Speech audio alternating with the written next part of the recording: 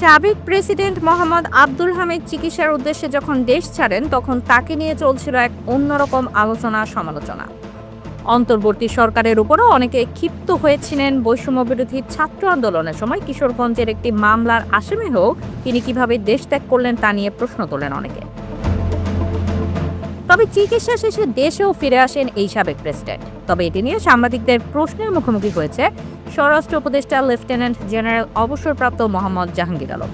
তিনি বলেন, মামলা মাথায় নিয়ে একজন সাবেক প্রেসিডেন্ট বিদেশে গেছেন আবার ফিরে এসেছেন, তার বিরুদ্ধে এখনো কোনো ব্যবস্থা নেওয়া হয়নি।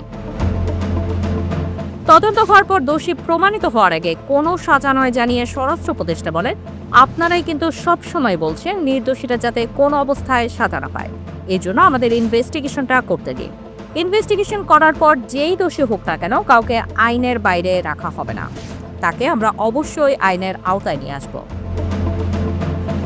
তদন্তে মোটামুটি প্রমাণিত না হলে কারো বিরুদ্ধে ব্যবস্থা নেওয়া হবে না এমন প্রশ্নের জবাবে তিনি বলেন, এটা তো আপনারাই আমাকে রিকোয়েস্ট করেছেন, আপনাদের কথাই তো আমি রাখছি।